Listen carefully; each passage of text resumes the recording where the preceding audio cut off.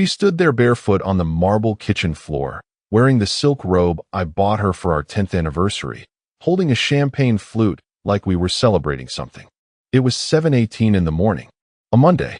I still remember the time because I had just put on my watch, ready to head to work, when I turned the corner and saw her like that, smiling at her phone, her hair still tousled from bed, but clearly not from sleeping alone. Madison never drank in the morning. She didn't even flinch when I walked in, just looked up slowly and said, "Oh, you're still here." No kiss. No good morning. Just that. "You're still here." Something shifted inside me right then, like a steel wire snapping in my chest. Not loud, not dramatic, just a quiet snap. And I knew. I didn't have proof. I didn't need any. That tone, that look, she had already moved on. I was just furniture she hadn't tossed yet. "Early meeting?" I asked, keeping my voice steady. She sipped from her glass and shrugged. "Not really. I just felt like dressing up for myself." Her robe slipped slightly as she leaned on the counter, and I caught the faintest outline of a hickey just above her collarbone. A hickey, like we were 17 again. Except she wasn't 17. She was 38, married, and had left her wedding ring in the drawer 3 weeks ago because it was starting to feel tight. I looked at her for a moment, not moving, not blinking, just looking. I'd known Madison for 15 years, married for 13. Through all our fights, cold wars, silences, and reconciliations, I had never seen her like this. Not just distant, detached, as if I was watching a woman I used to know slip into a new skin right in front of me. "I need to tell you something," she said casually, like she was offering me a weather report. I nodded slowly. "Go ahead." She paused, tilted her head, and smiled. A pity smile. That was the worst part. "I think it's time we stop pretending this marriage is working. I've found someone who actually sees me." I didn't speak. I didn't ask who. I didn't even look away. I wanted her to keep talking. I wanted to see how deep this rabbit hole went. And she went deep. "He's smart. Driven. Not stuck in the same damn job for 10 years. He listens to me, Ryan. He asks me what I want." She laughed, almost dreamily. I forgot what that felt like. I wanted to scream. I wanted to reach across the kitchen island and smash her champagne glass against the tiles, watch it shatter like she had just shattered our life. But instead, I said something I didn't expect to say. "What's his name?" She blinked. "Does it matter?" I took a step forward. "It does to me." She rolled her eyes. "Zach." That's when the floor gave way beneath me. Not because I knew a Zach, but because I didn't. The name was too new, too unfamiliar. That meant this wasn't some office flirtation. This wasn't a drunken mistake or a desperate cry for attention. This was a secret life, a separate one she'd carved out like a hidden room in our shared home, and I'd never even seen the door. "You've been seeing him long?" I asked. Another shrug. "Long enough." Silence. And then she said it, the sentence that would tattoo itself across my brain for the rest of my life. "You're dead weight, Ryan. I've outgrown you." She didn't say it in anger. That would have made it easier. "No." She said it gently, like she was letting go of an old coat she once loved but didn't need anymore. I nodded. Just once. A slow, deliberate nod. Then I turned around, walked to the sink, and calmly poured myself a glass of water. My hands didn't tremble. My voice didn't crack. But inside, something ancient and cold had started to move. Not rage. Not grief. Strategy. She didn't see it. She thought she'd won. Thought she had finally broken the man she once married. But what she didn't know, what she couldn't have possibly known, was that the wheels had already started turning in my head. I wasn't going to fight her for love. I was going to bury her with truth. And Monday morning was just getting started. I didn't go to work that day. Instead, I sat in my truck for almost an hour, parked 2 blocks from the house, engine off, watching my own front door like a stranger. There was this eerie calm that settled over me, like the kind you get before a tornado touches down, birds disappear, air thickens, and something inside you whispers brace for impact. But I wasn't scared. I was focused. At 9:32 a.m., a dark blue Audi pulled up. I watched as a man, tall, lean, wearing a white shirt unbuttoned at the neck, stepped out with a coffee in each hand. He didn't knock. He just walked right in. Used the damn keypad. She had given him the code. I didn't move. Didn't rage. I just stared at the door he disappeared through like it was a portal to another world I never knew existed. My house. My ing house. The one I built from the ground up, took double shifts to pay for, laid the floorboards with my own hands. And now some random pretty boy was walking in with lattes like he belonged there more than I did. For 10 more minutes I sat frozen, until it hit me. This wasn't new. He'd been there before. That was the final confirmation I needed. She wasn't slipping, she was gone. Fully, completely, unapologetically gone. This wasn't a mistake. This was a life she had chosen. One she had started building brick by brick while I was in the backyard fixing the damn deck last summer thinking we were working on things. I drove off, still calm, still quiet. But my mind was racing like a freight train with no brakes. I went to the bank first. Quietly. No scene. No sudden moves. I asked the manager to print out the past 6 months of statements from our joint account. When he handed me that thick stack of paper, I already knew what I'd find. I just didn't know how much I'd find. I took them to my brother's garage. He runs a detailing shop out in Ridgeville. Locked myself in his office, turned off my phone, and started going through them line by line. And Jesus, it was all there. Hundreds at fancy restaurants I'd never heard of. Spa appointments in the middle of weekdays when she was at yoga. Hotel charges. Even a plane ticket to Miami booked under her name and one Z. Callahan. That name again. Zach. It was like peeling back the skin of a snake only to find another snake inside. But the worst part, the thing that nearly broke the calm I was clinging to, was the charge for jewelry. Not for me. Not for anything I'd seen on her. It was from a boutique in Charleston. I Googled it. Custom pieces. Engraved. Romantic. One of a kind. So she wasn't just cheating. She was spoiling him. She was using our money to buy his affection. Something about that shifted the temperature inside me. Not a breakdown. Not a meltdown. Just a reset. Like my blood turned colder, denser. Everything felt slower. Sharper. Like my brain had switched over to some primal setting reserved for prey that had just realized the predator was in their den the whole time. That's when I started writing. Not just notes. A plan. Every account. Every transaction. Every time she lied about working late or needing alone time. Every single instance where her excuses now made perfect, brutal sense. I had no intention of confronting her that night. No, that would have been giving her control again. And she wanted control. She thrived on watching me react. But I wasn't reacting anymore. I was collecting. That afternoon, I made one more stop, an old friend from high school, Ethan, who worked in IT security. We hadn't spoken in years, but he owed me. Big time. I asked him one favor. Quiet. Discreet. No questions. I gave him Madison's email. He gave me access to her cloud storage in under 2 hours. That's when things really started to unravel. There were voice memos. Not texts. Not pictures. Memos. She recorded messages to him. Sweet ones. Dirty ones. Mean ones about me. Things that felt like a punch to the gut even though I was already standing in the rubble of our life. He still thinks I'm figuring things out. Like, how dense can a man be? God, he made me loaf again last night. I almost gagged. You make me feel alive, Zach. Like I escaped something. Escaped. That's what she called it. Escape. But here's the thing she didn't count on. I don't break quietly. I rebuild quietly. And when I'm done rebuilding, I return. Smarter. Sharper. And I don't knock. By the time the sun went down, I had everything I needed to start the collapse. The only thing left was timing.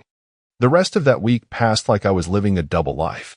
At home, I was still the quiet, routine-driven husband. Madison barely noticed the change. Or maybe she did and didn't care. She moved through the house like a tenant whose lease was almost up. No questions. No small talk.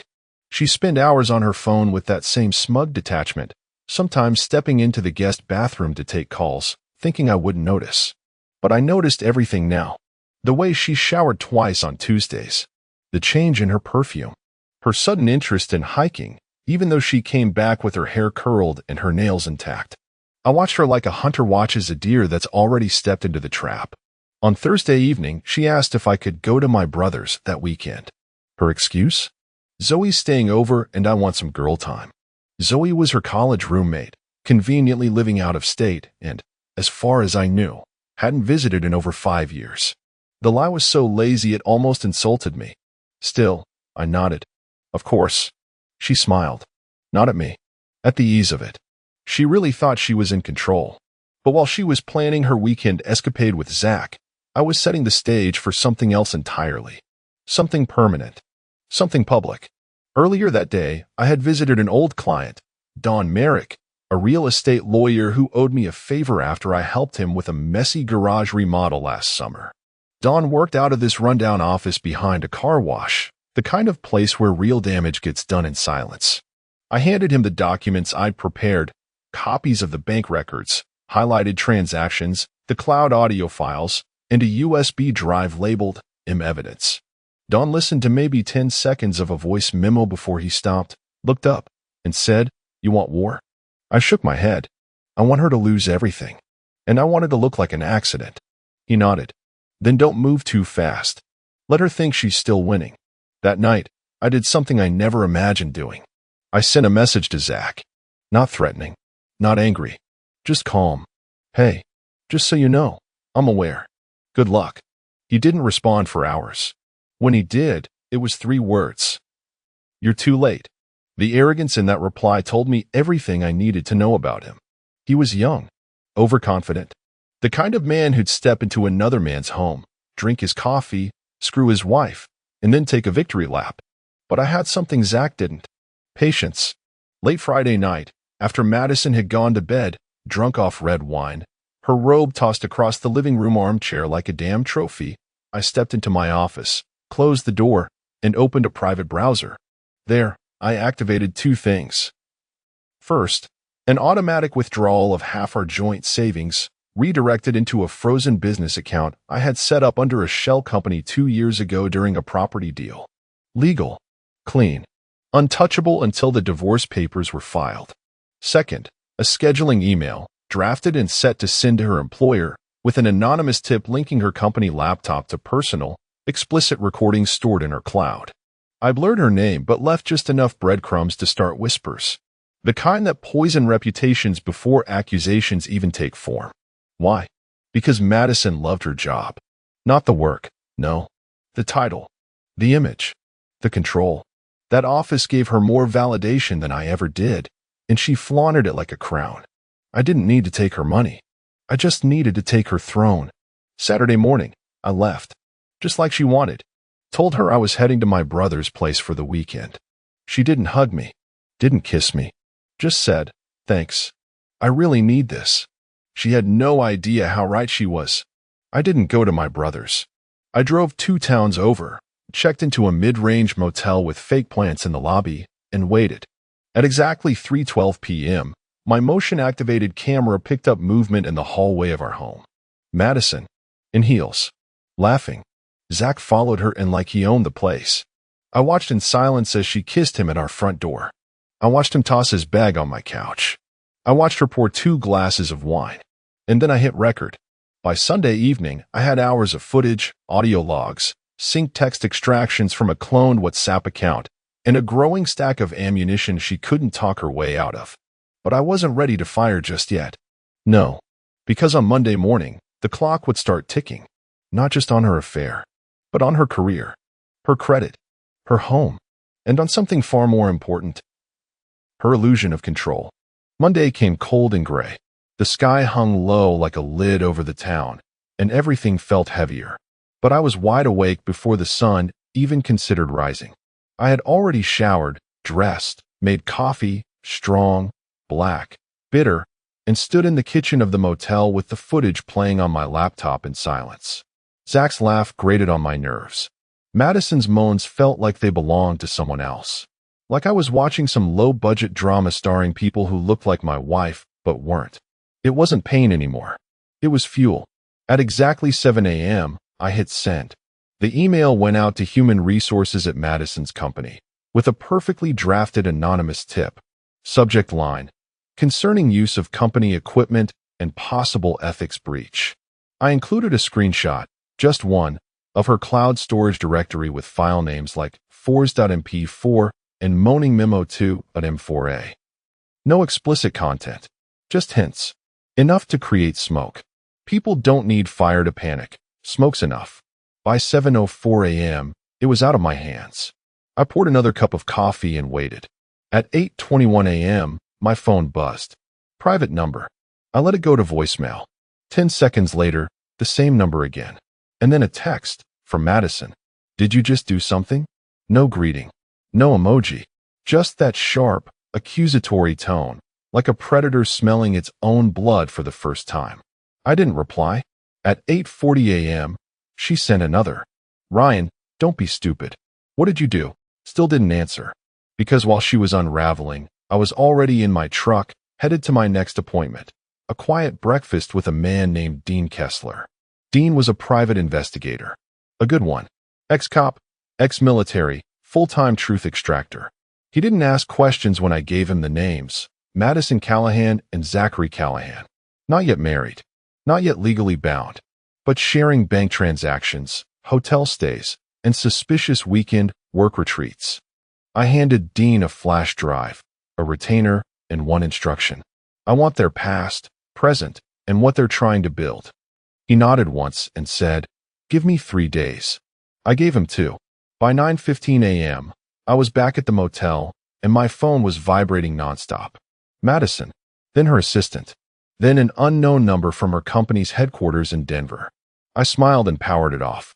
She had no idea where I was.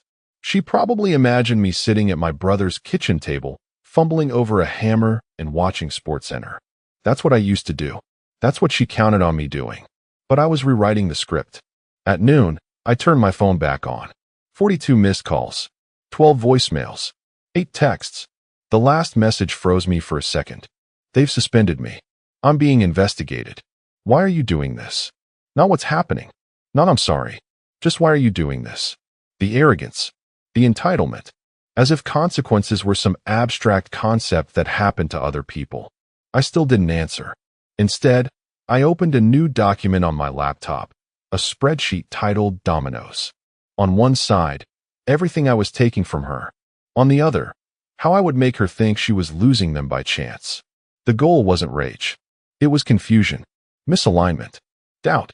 I wanted her wondering what was happening, how, when, and from where. Madison was sharp, but she was also cocky. And cocky people don't see traps. They walk right into them thinking they're invitations. That evening, I called Ethan again. I need to trigger the backup profile, I said. You sure? That'll mirror her phone activity for about 24 hours. It's riskier. I'm sure. 30 minutes later, I had it. Text logs. Live. As they came in. That night, she messaged Zach. HR got a tip. They say I've been using company resources for personal recordings. They're pulling my login history. Did your idiot husband do that? Who else would? Relax. He's bluffing. He's not that smart. That was the last sentence she sent before midnight. She had no idea I was reading every word. She thought she was being hunted by a man still crying into a beer. But I wasn't crying. I wasn't drinking. I was watching the ice crack under her feet and waiting for her next step. Because the next move was hers. And she'd never see where it led. Tuesday morning hit like a bullet between the eyes. I was already awake before dawn, sitting on the edge of the motel bed, the laptop open in front of me, her messages streaming in like a confession booth with no priest to forgive her. The mirrored text app Ethan set up worked perfectly. Every word Madison typed to Zach, every emoji, every passive-aggressive swipe at me, it all poured in, unfiltered. And Zach? He was getting nervous. He sent her a message at 6:03 a.m. You need to get ahead of this. Tell them it's a prank. Or a misunderstanding. You don't understand. They brought up the compliance clause. That one made me chuckle. See, Madison's contract had a clause buried in legal jargon. I remember because I helped her prepare for her final interview 4 years ago. She was drunk the night before, freaking out over the executive panel. I printed out the job packet and read the fine print while she fell asleep with her laptop open. That clause stated that any employee found using company resources for explicit content, whether created, shared, or stored, was subject to immediate termination and full review of severance. I never forgot that sentence. Even when she did. She was one signature away from being erased from that company. I'd planted just enough to light the fuse, but not so much that it traced directly back to me. Smoke and shadows. Just enough to make them suspicious, not certain. Now I needed her distracted, rattled. And nothing rattles Madison more than being ignored. So I turned off read receipts on my phone, then unmuted her number. At 6:41 a.m., she called. I answered this time. Silence on the line for 2 whole seconds. Then, her voice, tight, sharp, venom-laced. Are you seriously trying to sabotage my career? No, I said calmly. I'm watching it sabotage itself. She exploded. Don't play games, Ryan. I don't know what the hell you think you're doing, but this is war. You want to ruin me? You think you'll come out of this clean? I took a sip of coffee, slow and deliberate. No, Madison. I don't want to ruin you. I want you to understand what it feels like to be betrayed, blindsided, humiliated. Her voice dipped to a hiss. You always were a petty little man, and you always needed to be the smartest woman in the room, I replied. But now the room's on fire, and you're still trying to impress the match. Click. She hung up. And that silence after the call? That's when I knew I had her by the throat, figuratively, of course. The cracks were deepening. I had more than enough already to bury her, but I wasn't finished. Not even close. Because I still hadn't touched the most fragile part of her carefully curated world. Her reputation. Madison was an influencer of sorts. Not the dancing on TikTok kind. No, she peddled a brand. Empowered executive woman. She posted photos with filtered sunlight through tall office windows, quotes from Brené Brown and Maya Angelou, and captions like building empires, not excuses. Her followers adored her. She hosted webinars, did speaking engagements, wrote long posts about leadership and authenticity, all while she was sleeping with a man-child behind her husband's back and paying for hotel rooms with a card that had both our names on it. And so, I prepped the next move. I created a fake email address. Something clean. Something anonymous. And I drafted a message to the organizers of her next speaking engagement, scheduled for Thursday. I didn't include any footage. Not yet. Just a warning. A whisper. You may want to reevaluate Ms. Madison Callahan's inclusion in your event. Recent internal concerns have surfaced regarding her ethics and behavior that could reflect poorly on your brand. For details, search her name on TikTok. You'll see why soon. No link. No proof. Just enough to plant a seed. Because Madison's empire didn't need a bomb to collapse. It just needed doubt. I had sinned. Then I did something I hadn't done in years. I shaved. Clean. Put on a crisp shirt. Slacks. I wasn't going to war in sweatpants. This wasn't rage anymore. This was surgical. By midday, Ethan sent another message. You were right. Zach's married. Wife's name is Kelly. 2 kids.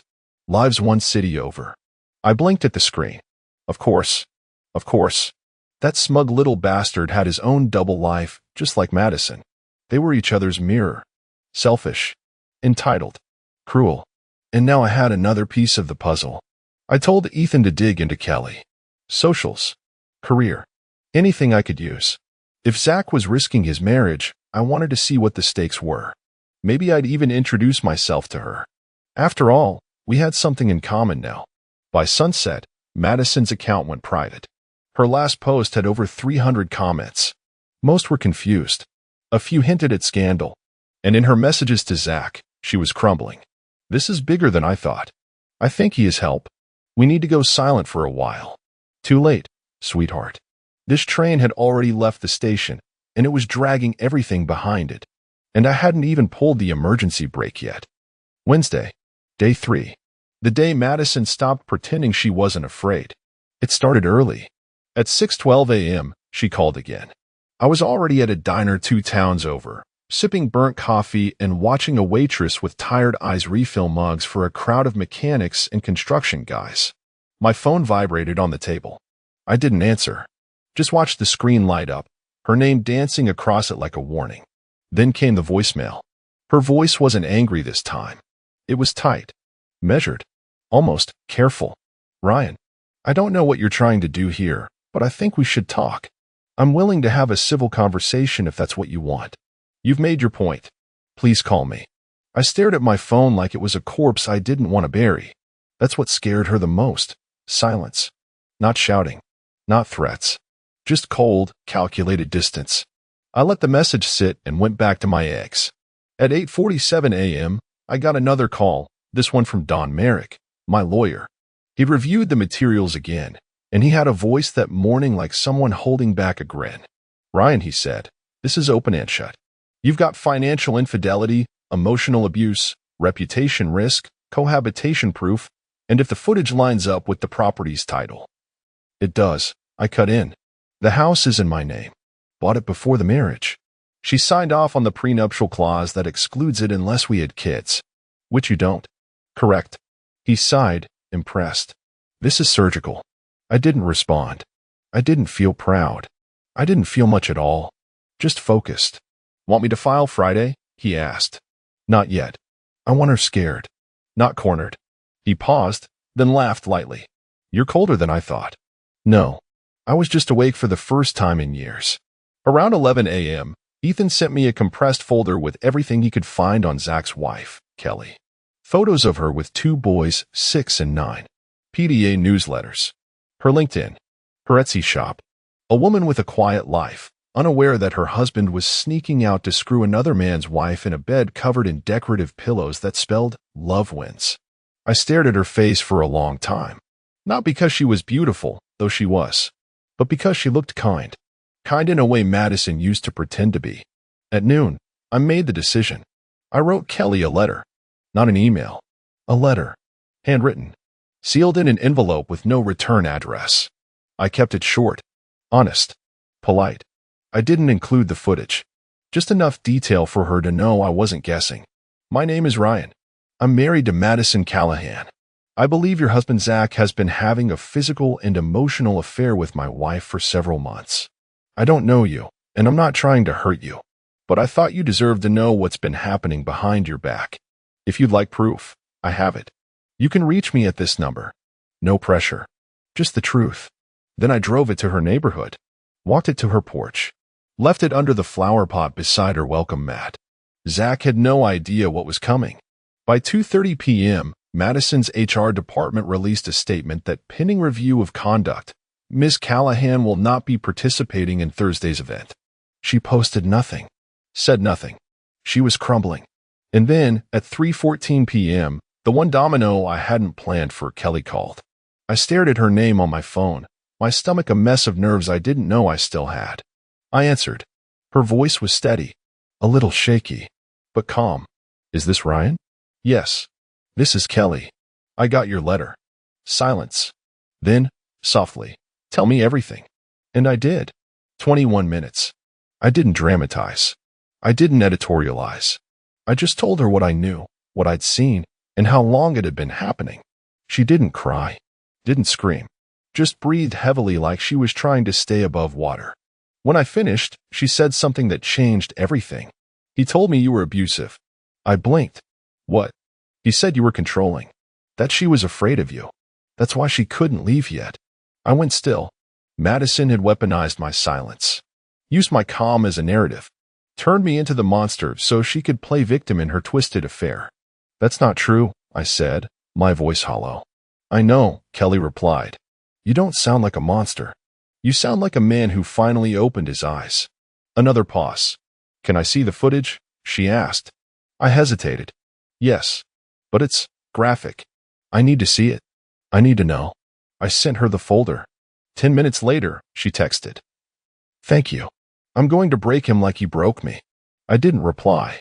I didn't need to. 2 hours later, I saw Madison pacing in our driveway on the security feed, phone clutched to her chest, muttering to herself like the world was slipping through her fingers. Zach didn't show up that night. She stayed up until past midnight, checking her phone every 5 minutes. She had no idea, but I had lit a second fire. And this one was personal. Thursday began with a new kind of silence. Not the cold, empty kind I'd grown used to over the past year, the kind that sat between us at dinner like a third chair no one wanted to acknowledge. No, this silence was charged. Electric. Like the moment before a lightning strike when the whole sky holds its breath. At 6:03 a.m., Madison sent me a single text. "Are you going to ruin everything?" I didn't answer. She followed it with another. "Can we talk? In person." Still nothing from me. Because I wasn't done watching her fall apart yet. Instead, I logged into the shared storage from Ethan's setup. A new recording had auto-synced from her phone the night before. Just audio. Poor quality. A 22-minute voice memo recorded while she paced around our bedroom. I put in my earbuds and listened. It was her voice. Talking to herself. Not Zach. Not a friend. Just the empty room. I can't believe this is happening, she muttered. Everything was under control. He was supposed to fall apart, not play chess behind my back. Jesus, I should have ended it months ago. She paused. I heard drawers opening. Papers shuffling.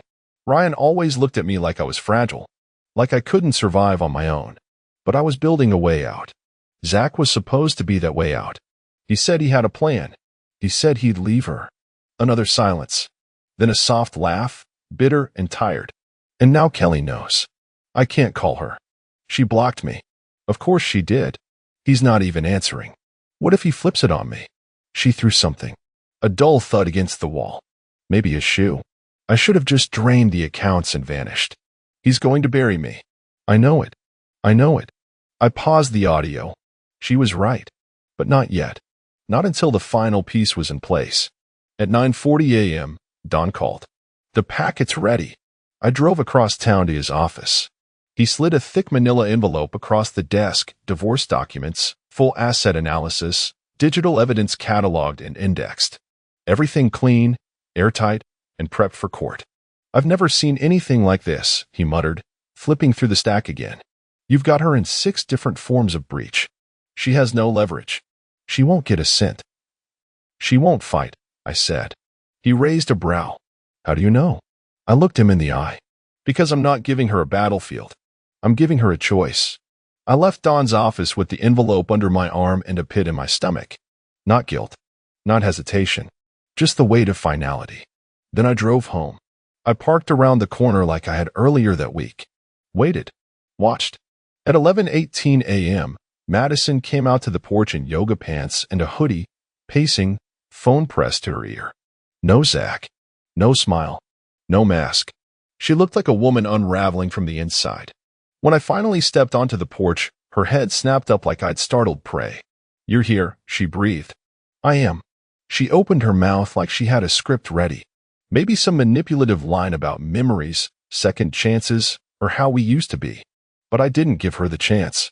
I held out the envelope. Her eyes dropped to it, and her face lost all color. Is this what I think it is?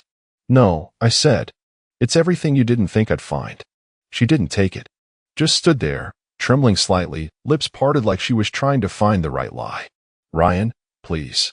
We don't have to. We do, I said sharply. Because you already did.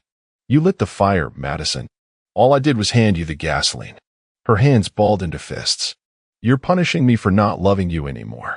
I almost laughed. This isn't about love. This is about respect. And you burned that to the ground the second you invited another man into my house. Into my bed. I made mistakes. No, I cut in. Mistakes are accidents. This was deliberate. Repeated. Documented.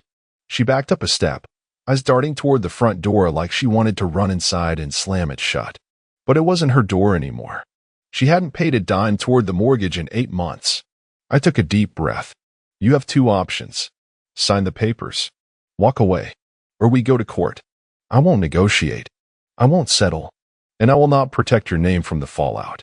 She looked at the envelope again, like it might burn her fingers. Her voice cracked. He's gone. Zach. He blocked me. I said nothing. Her voice dropped to a whisper. You told her, didn't you? Yes. She swayed slightly, like she'd been gut-punched. For the first time in 15 years, I saw her completely, utterly lost. I turned to leave. Ryan, she called out weakly. I stopped but didn't turn around. I never thought you'd do this. That made me turn. I looked at her with more clarity than I'd ever had in my life. That's the problem, I said. You never thought at all. And then I left her standing on the porch, clutching her robe tied over a life that was no longer hers, watching as the wall she built so confidently began to tremble. The first crack had become a fracture. By morning, it would be rubble. Friday. The day everything stopped pretending. Madison didn't sign the papers. She didn't call either. She spent the day locked inside the house that legally wasn't hers anymore. Curtains drawn, blinds shut, like that would somehow keep the world out. But the world wasn't knocking. It was watching. And the pressure was building like steam in a rusted tank. At 7:46 a.m., I received a call from Dawn. She hasn't responded. I figured, I said. She's stalling. Probably thinks you'll blink. I smirked. I don't blink anymore. He chuckled low. You want me to file anyway? Wait. One more move. Then we hit her with everything. Because I still had one card left. A card that didn't come from lawyers or surveillance or mirror devices. It came from history. See, Madison had made a mistake months ago. A small one. Stupid, even. She used our joint email to book a couple's massage for her and a friend at a spa in Asheville. Back then, I assumed it was for me, until I realized I never went. She forgot to delete the confirmation.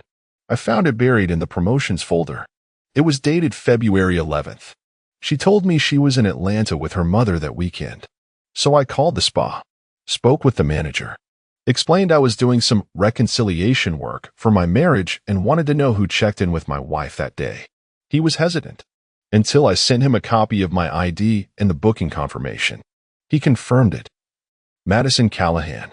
Zachary Callahan. Used his real last name. So much for discretion. I asked if they still had security footage. He said no, they clear it every 3 months. But he did say something else, something golden. He said the masseuse remembered them because Madison asked if the couple's room had a mirror on the ceiling. That was all I needed. Because the spa's website had testimonials. Public ones. And one from Madison, left the same week. Read. Best couples massage we've ever had. Zach and I felt completely renewed afterward. Thank you. She had signed her full name. Public.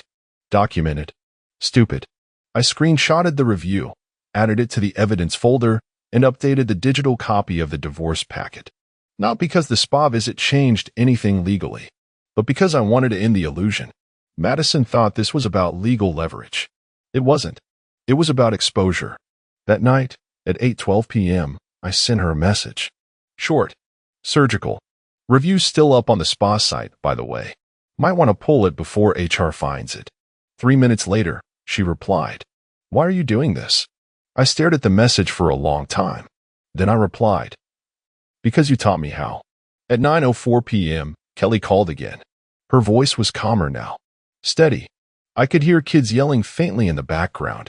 Normal life still pushing forward in the midst of chaos. I filed this morning, she said. Good. He left the house yesterday. Said he needed space to process. I told him to take all the space he wanted. And his toothbrush. I smiled. You okay? She was quiet for a moment. Then, not yet. But I will be. Same. We didn't say much more. Didn't need to. There's a strange kind of bond that forms between people who've been cut by the same blade. By midnight, I saw Madison's LinkedIn status switch to currently exploring new opportunities. And just like that, the empire she built on hashtags and motivational quotes officially cracked in public view. But she still hadn't signed. So I gave her one final offer. Saturday morning, a courier would arrive at the house. No warning. No note. Just a white box with 3 things inside. A printed copy of the spa review. A flash drive labeled Timeline. A clean pin. Nothing fancy. Just one that worked. She could sign and return the papers right then.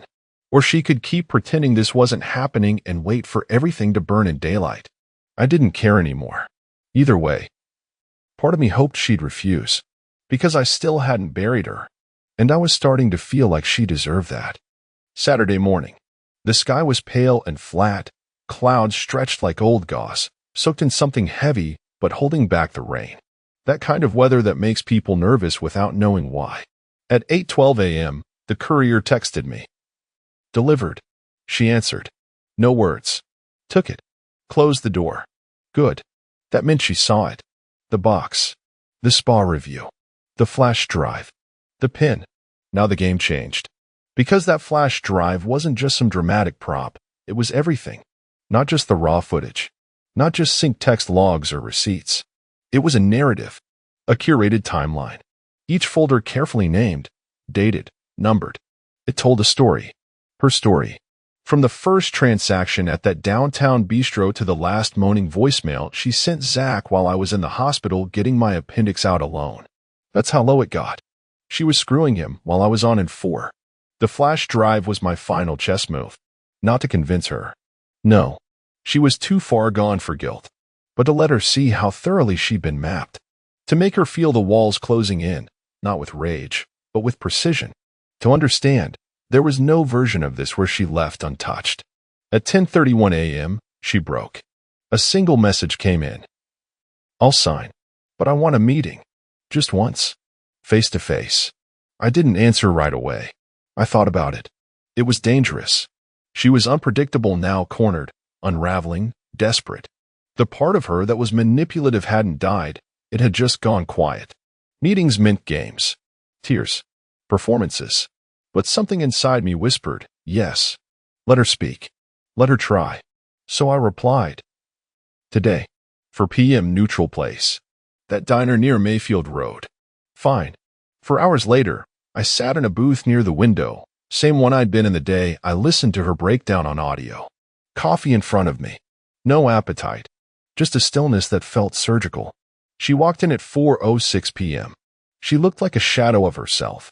Hair up in a lazy bun, hoodie over a rumpled shirt, no makeup. Eyes swollen, skin pale.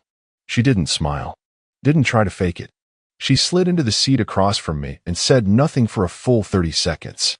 Then, finally, was any of it ever enough for you? I looked at her for a long time. No, I said, because it wasn't real. She flinched. It was real. I tilted my head. Then why did you hide it?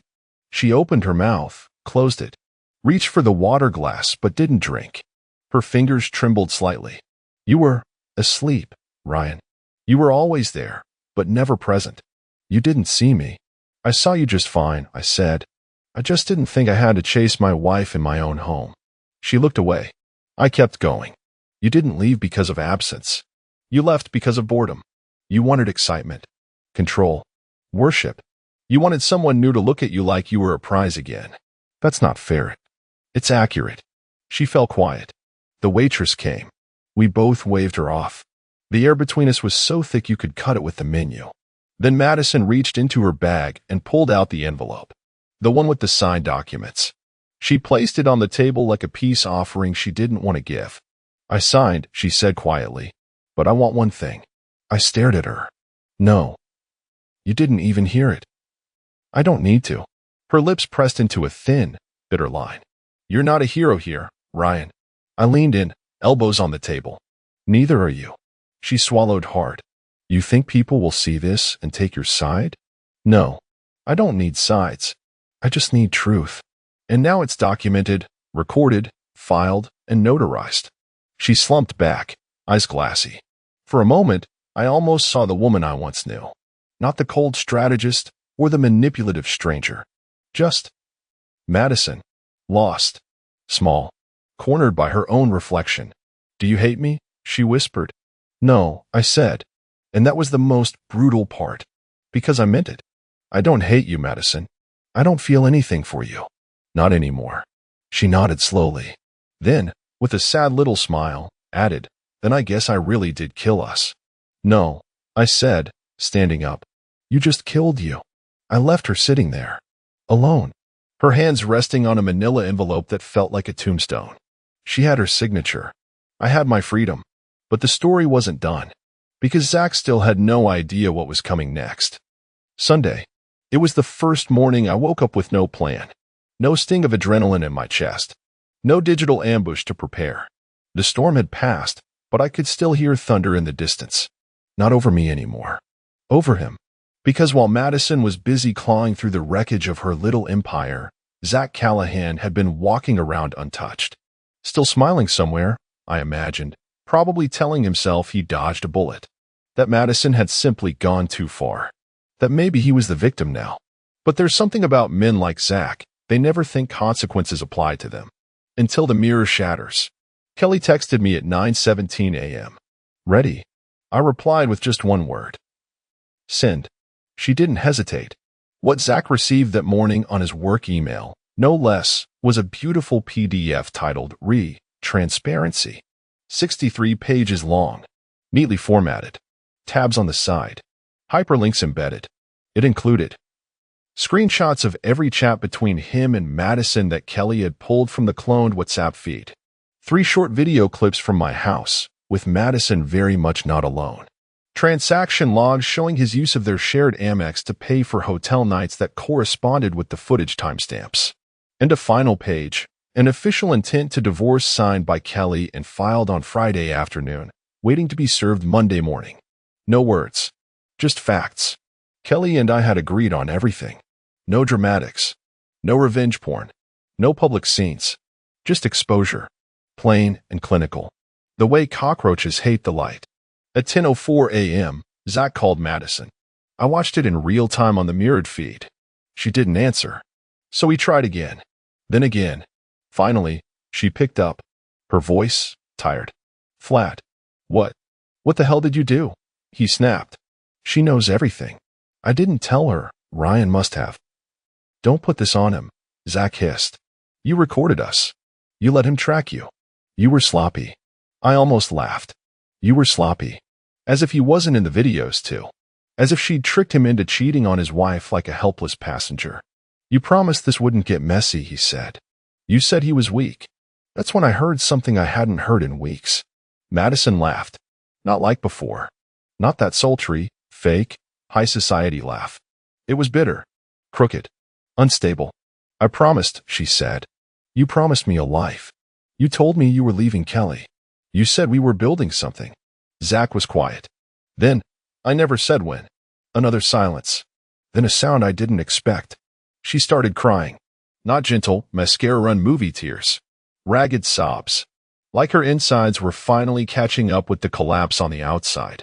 I gave up everything, she choked. For you. No one asked you to, he said coldly. I'm out, Madison. Don't contact me again. Click. He hung up. I sat in my motel room, still not ready to go back to that house, and watched the text feed go still. No follow-up. No apology. Just dead air. The final thread had snapped. And Madison was alone. Truly alone. No backup plan. No escape hatch. No lover waiting in the wings. Just herself, and the wreckage she'd handcrafted with such care. At 2:30 p.m., Kelly called. I dropped the boys off at my sister's, she said calmly. It's done. How's he taking it? Furious. Cornered. Embarrassed. But mostly quiet. That's good. She hesitated. Then, you sure you're okay? I looked out the window at the empty parking lot. Thought about it. No, I said. But I'm getting there. She paused. Me too. We didn't say anything else. But we didn't hang up either. For a while, we just listened to each other breathe. Later that night, Madison texted me again. Just 2 words. You win. I stared at it for a long time, then turned off my phone and went outside, where the air was cool and the silence finally felt clean. Because this was never about winning. It was about surviving. And for the first time in months, I finally felt alive. Monday. It didn't feel like an ending. It felt like something colder, something deeper, like standing at the edge of a cliff, not to jump, but just to stare, down at everything that had fallen, down at what I'd buried. I returned to the house. The door was locked. Not in a defensive way. Just habit, I guess.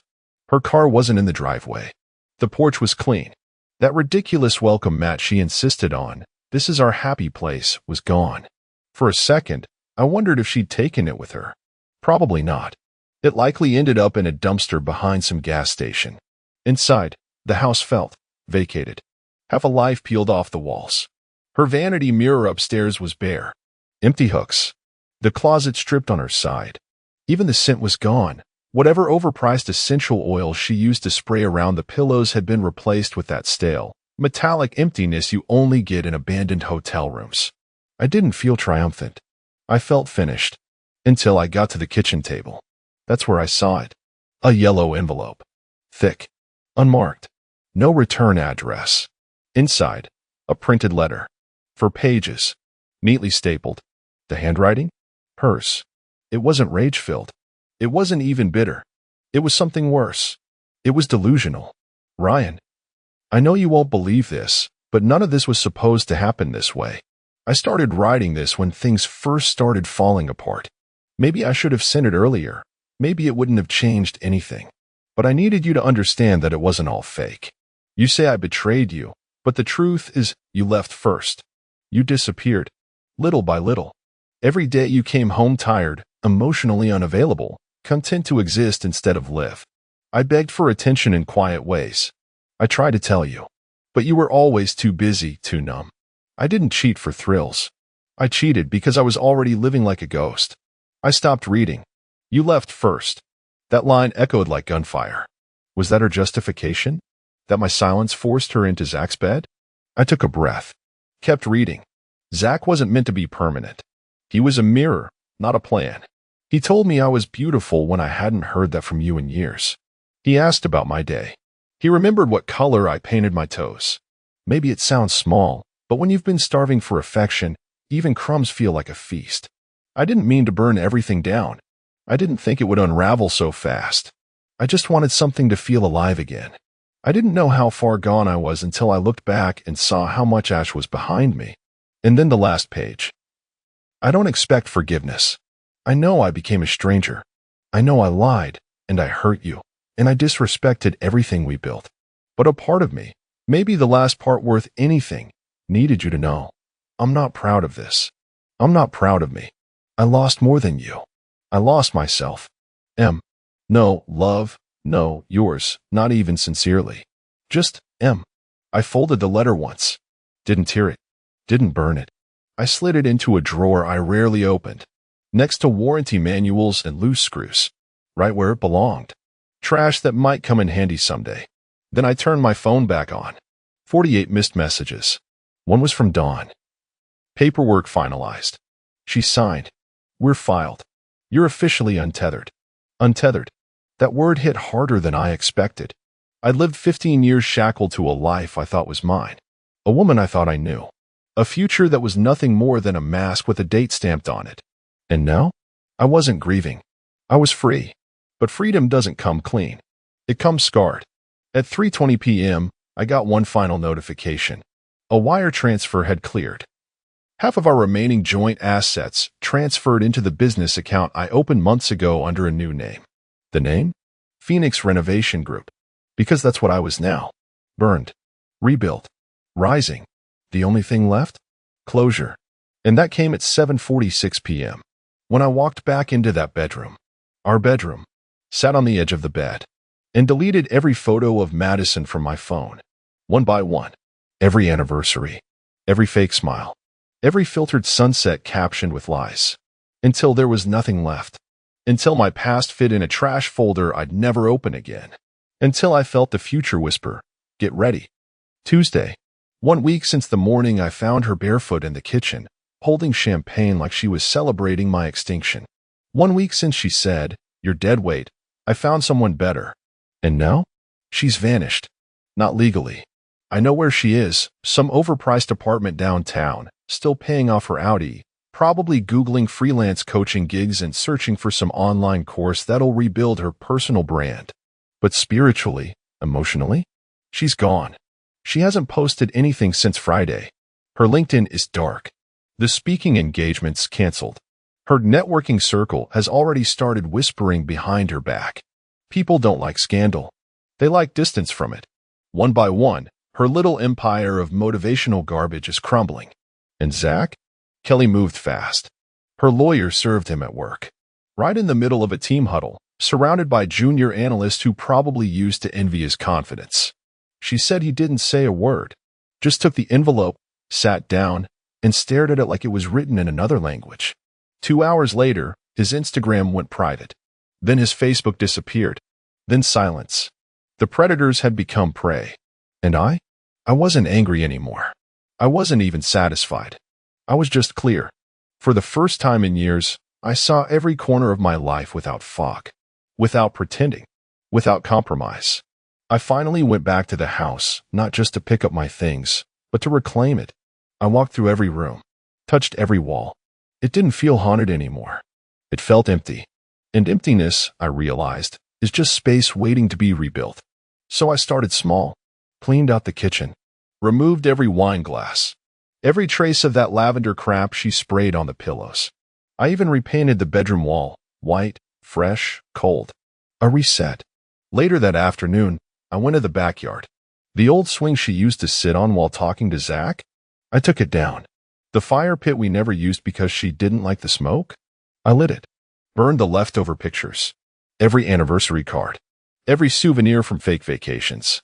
Watched them crumble, one by one, into soft orange flakes. And then I stood in silence as the smoke curled into the sky and disappeared. That night, Kelly texted me. How are you really? I thought about it. About the wreckage. The betrayal. The surveillance. The fire. And then I typed, I feel light. She replied with a single heart emoji. I stared at it for a long time. Didn't respond. Just smiled. Not out of romance. Not out of revenge. Just because I'd survived. Truly survived. Madison thought I would rage. She thought I would beg. She thought I would shatter. But I didn't break. I shifted. Quietly. Strategically. And now? I wasn't just a man with nothing left to lose. I was a man with nothing left to fake. So here's my advice to anyone reading this, to anyone with that feeling in your gut that something's wrong. Trust it. Don't yell. Don't chase. Don't beg. Just open your eyes. And let the truth do what it always does. Burn away the bullshit. Until all that's left is you. I want a divorce. She said it the same way she tells me we're out of almond milk. No build-up. No tears. Just standing there in my doorway. In her goddamn Lululemon joggers. Holding her phone like she was mid-text and suddenly remembered to end our 19-year marriage. I looked up from my coffee, blinked once, and smiled. Not a sarcastic smirk, not a fake grin. Just a calm, quiet smile. That sounds good, dear. Her eyebrows twitched. Just barely. A normal person wouldn't have noticed. But after nearly 2 decades of reading her every passive-aggressive breath, I caught it like a strobe light. That twitch was the sound of her script tearing in half. She expected resistance. Drama. A pathetic plea for mercy. She probably rehearsed it in the mirror the night before. Practiced her wounded sighs. Maybe even watched a few divorce TikToks for inspiration. But I didn't ask why. I didn't ask who. I didn't even flinch. I sipped my coffee and went back to reading the financial section like she'd just informed me the neighbor's dog died. She lingered in the doorway like I was supposed to chase her. Like she was waiting for me to detonate. Instead, I stood up, rinsed my mug in the sink, and said so. We'll keep it clean. No lawyers if we don't need him. You can keep the Tesla. I'll grab my things this weekend. She opened her mouth. Closed it again. Wait, just like that? She asked finally, tilting her head. I shrugged. You're not the first person to quit on me this year. That one landed. She frowned, like I'd spoken in code. And maybe I had. Because no, she wasn't the first. My business partner bailed in January. My brother stopped talking to me after Dad's will. Hell, even my barber moved to Scottsdale. But unlike her, none of them tried to play chess with a man who already burned the board. She stood there too long. Long enough to look uncertain. And that was new. Alyssa is never uncertain. She always has a plan. A Pinterest board for every crisis. I used to joke she could organize a funeral before the body hit the ground. But now she looked small. And I wasn't angry. Not really. That was the part that rattled her most. My calmness felt like contempt. Like she didn't even rate enough rage to throw a mug. So she grabbed her purse, forced a bright, fake, okay then, and left. But I saw it in her walk. The wobble of someone who expected to win a game that just got unplugged. And in that quiet, echoing house, I poured another cup of coffee, smiled again, and started writing my list. Not of regrets. Of what I was about to do next. So, you just agreed? Alyssa stabs her straw through the lid of her overpriced green smoothie like it personally offended her. Didn't even flinch, she says. He said, and I quote, "That sounds good, dear." Dear, Madison. Like he was talking to a waitress. 3 women sit in a semicircle around her at the cafe, all in their post-yoga performance gear, pretending not to be delighted. Their eyes are hungry, though. You can smell it, fresh gossip, still warm. Well, Madison offers cautiously. Maybe he's in shock? He moved out 2 days later. Packed everything. Didn't even take the TV. He just left. Like he had a damn exit strategy already drawn up. A moment of silence. Then Jessica, the messy divorcee of the group, leans in, eyes glittering. Wait, are you sure you didn't know this was coming? Alyssa narrows her eyes. We weren't that bad. But even she hears the doubt in her voice. She tries to cover it with a sip of her drink, but the straw squeaks awkwardly against the ice, betraying her. And now what? Asks Danielle, the one who still thinks therapy fixes everything. He hasn't called? Texted? Tried to work things out? Alyssa shakes her head slowly. Not a word. No long messages. No late-night rants. No begging for one last talk. He didn't even ask about the cat. It's like he vaporized. And the worst part? People noticed. At first, Alyssa strutted around like she was finally free. Told her friends it was amicable. Said she was finally taking control. She liked the way it sounded, like she'd cut loose some dead weight and was ready for her second act. But now? Now they're looking at her differently. Madison glances away, fiddling with her straw wrapper. Jessica's eyes flick with doubt. Danielle's doing that therapist head tilt again, the one that says, maybe it wasn't all him. And Alyssa feels it, the quiet shift. The suspicion that she didn't leave Paul. He let her go. And that's a whole different kind of humiliation. Back at home, she scrolls through his old Instagram. Nothing new. She opens Venmo, checks their shared payment history. He unsubscribed from Netflix. Just cut the cord like it was business. Even his Spotify stopped showing up on the family Alexa. He didn't fight. He vanished. Cleanly. Efficiently. Like he'd been planning this for months. She lays in bed that night, phone on her chest, wondering. What kind of man smiles at divorce and walks away without a bruise? The first thing that threw her off was the closet. Empty. Not messy. Not half done. Just empty. The drawers too. Not a sock. Not a cufflink. Not even that ratty Notre Dame hoodie he wore every Sunday like it was sacred. Gone. All of it. The morning after their conversation, if you could even call it that, Paul left the house with a single black duffel bag and a box under his arm. Said, I'll handle the rest soon. She expected that to mean a few weeks of awkward hallway encounters. Maybe an argument over who gets the Vitamix. Some kind of emotional debris field. But when she came home from Pilates the next day, there was nothing. No cologne lingering in the bathroom. No shaving kit. No phone chargers. No stray receipts. No last minute, oh I forgot this, texts. Just cold, surgical absence.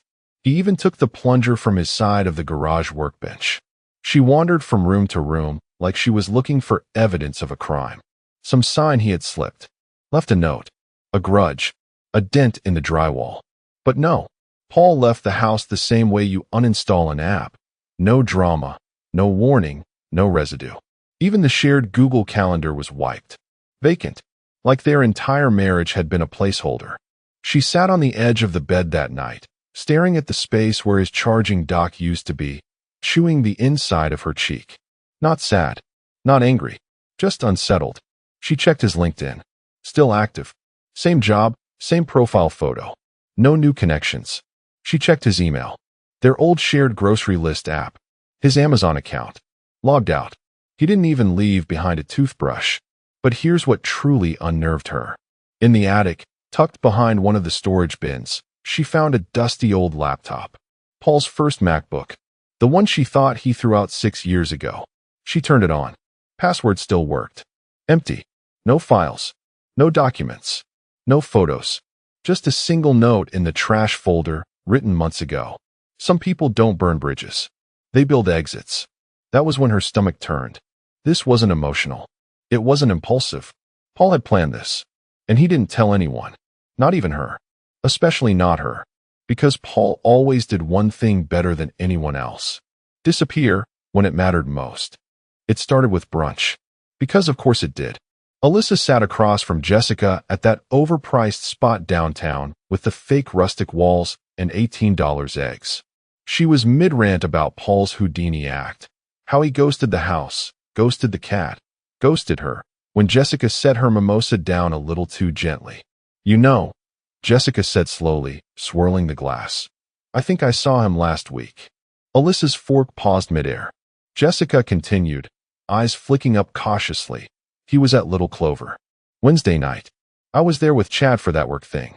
We were sitting near the bar, and yeah, I swear it was him. Alyssa scoffed. Paul. At Little Clover? He hates that place. Says it smells like truffle oil and broken dreams. Jessica smiled thinly. Well, he didn't look like he hated it. She picked up her phone, tapped a few times, and slid it across the table. Alyssa leaned in, and there he was, Paul, in a navy blazer she didn't recognize, leaning forward across a candlelit table, laughing, and across from him, some woman, blonde, stylish, mid-40s but glowing like she had time to sleep and the self-esteem to mean it. They weren't touching, nothing explicit, but Alyssa knew that look. The way her fingers curled lightly around her wine glass.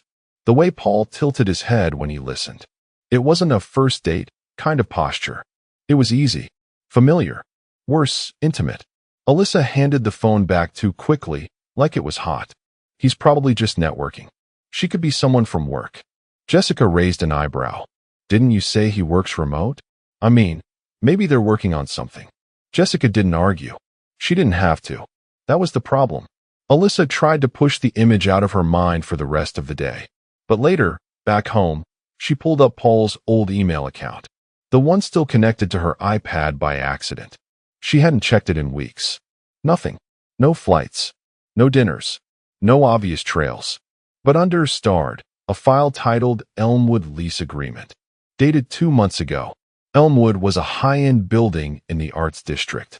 Alyssa opened a new tab and searched floor plans. Modern. Loft style. Hardwood floors. Big windows. Way too nice for a man who used to swear by Costco furniture and say throw pillows were a scam.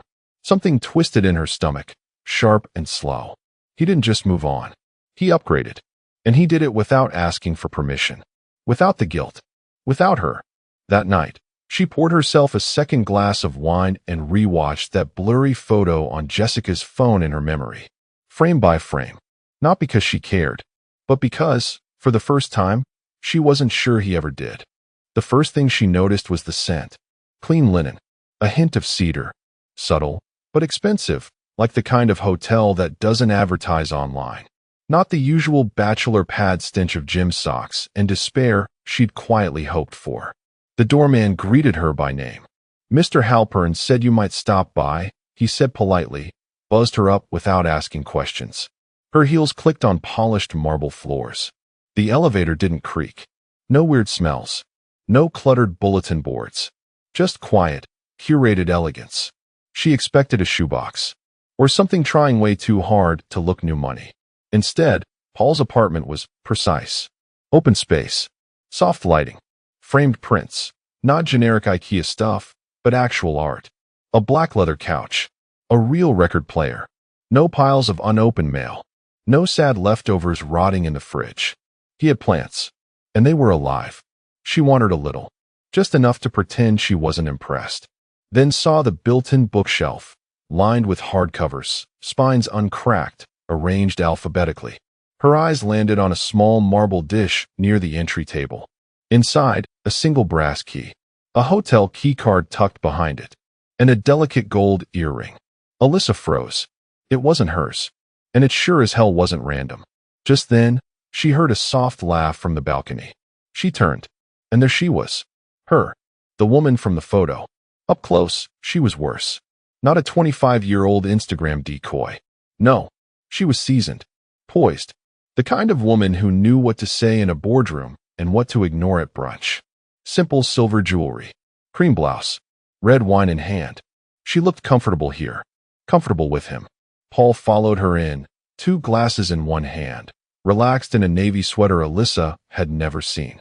His eyes flicked to Alyssa just once. No surprise, no awkwardness. Didn't expect you this early, he said, setting the glasses down. Alyssa's throat dried. I was in the neighborhood. He nodded. Oh, no invitation to sit. No small talk. He wasn't being rude. He was being indifferent. She glanced back at the woman, who was now politely pretending to scroll through something on her phone. No tension, no performance, just calm. The three of them stood there in quiet, and for the first time in years, Alyssa felt like the extra person in the room. Not the host, not the center, just someone outside the orbit. It hit her hard and fast. He didn't just move on. He fit here, in this life, with that woman, in this clean, Sharp, modern silence. And worst of all, he looked good. Not younger. Not fake happy. He looked light. Like someone who took off a heavy coat he didn't know he'd been wearing for years. Alyssa turned to leave before her voice cracked. She didn't say goodbye. Didn't want to risk hearing him not say it back. She stared at the message for 17 minutes before hitting send. Can we talk? Not, hey. Not, how are you? Not, I was just thinking. Just 3 words. Clean. Measured. Strategic. She expected him to take the bait. Maybe ask if she was okay. Maybe throw her a breadcrumb of curiosity. Instead, his reply came within 2 minutes. About what? That was it. No period. No emojis. No question mark. Just those 2 words. Surgical. Cold. Bulletproof. She sat back, phone in hand, heart quietly climbing up her throat. She tried not to take it personally, but it was impossible not to. This was a man who used to write her birthday cards in full paragraphs. Who once cried watching a Pixar movie. Who proposed to her with a nervous stutter and a goddamn poem. Now, he gave her the kind of reply you send to a telemarketer. She typed, deleted, typed again. I just thought maybe we could clear the air. Send. A full hour passed. Nothing. She opened Instagram, scrolled, refreshed, checked his feed. Still private. No new posts. But his profile picture was different now, an updated photo. New suit. Confident tilt to his chin. She zoomed in, studied the woman in the blurry reflection of his sunglasses. Same blonde. Same perfect posture.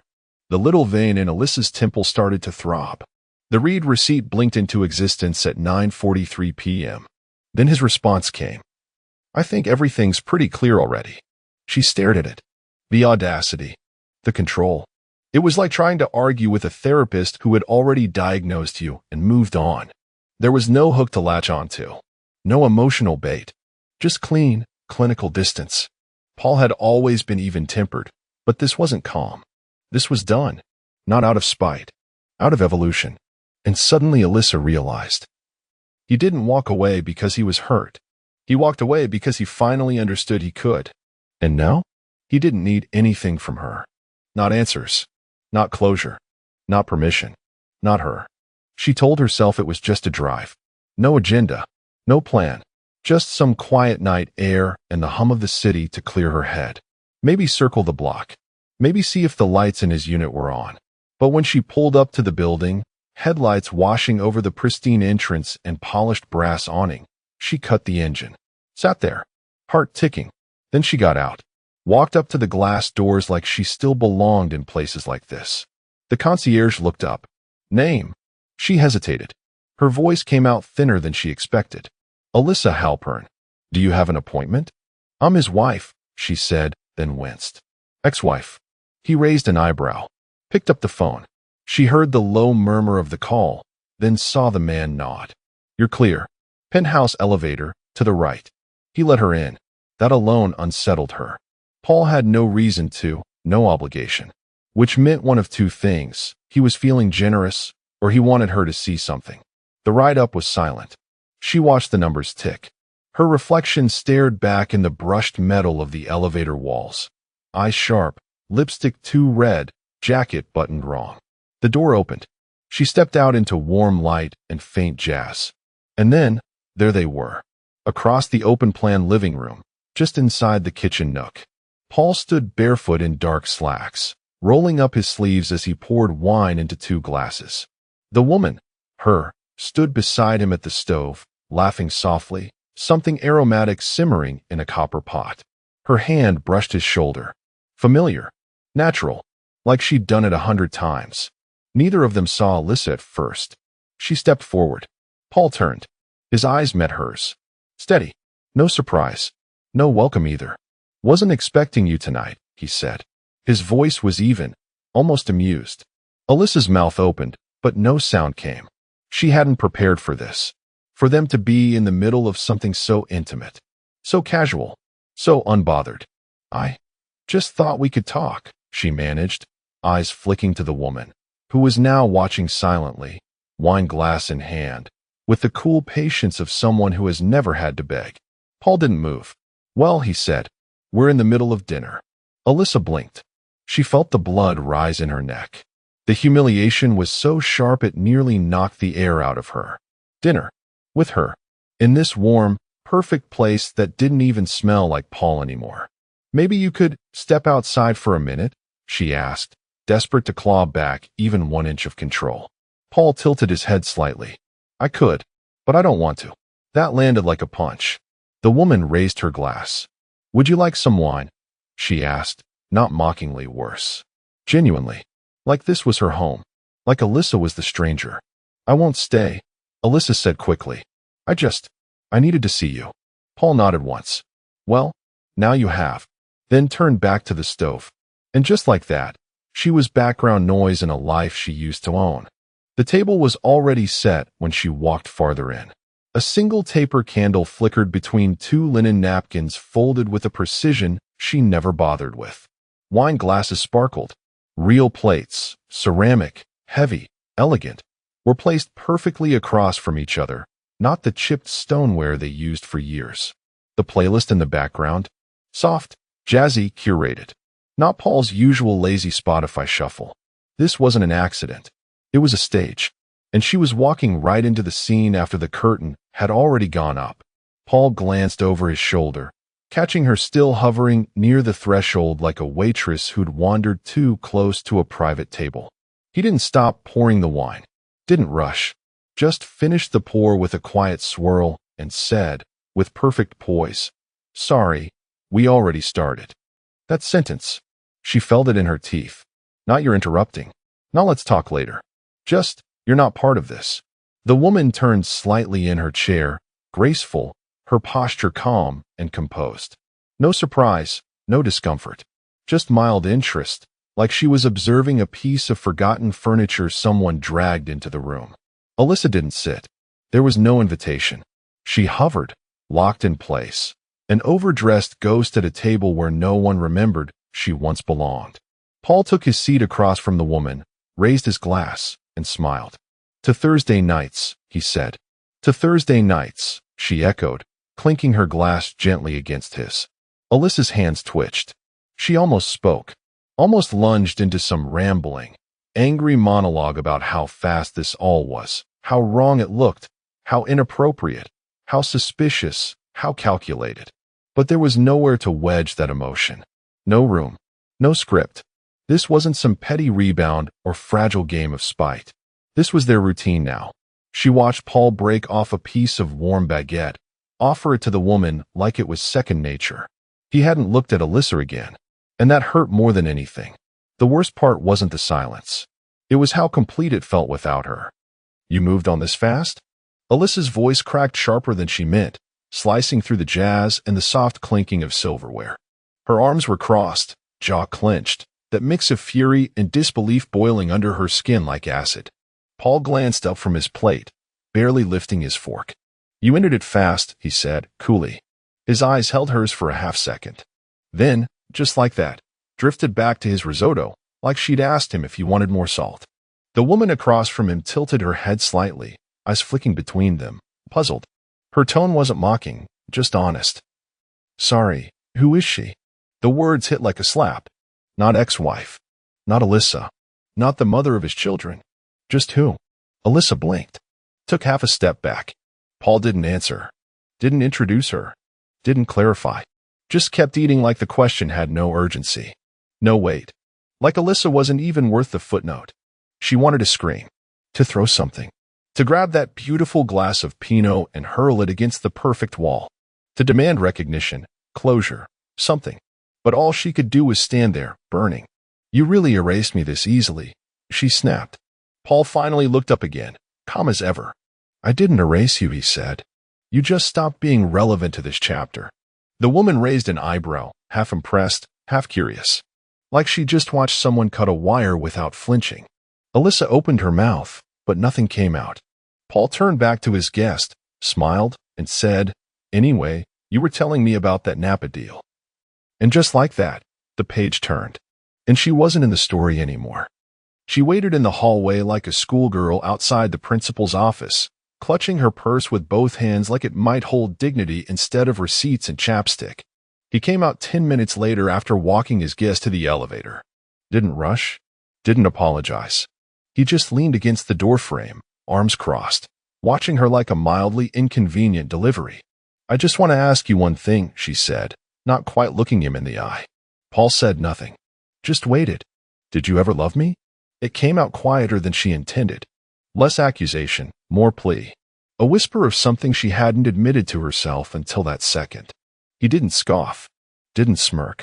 He just let the silence breathe for a few long moments, then said, I did. Until you didn't. Simple. Precise. No venom. No poetry. It was the kind of sentence you don't recover from, not because it's cruel, but because it's true. Alyssa felt something crack in her ribs. It was subtle, internal, like the last piece of a house collapsing long after the fire's out. I didn't stop, she murmured. Paul raised an eyebrow.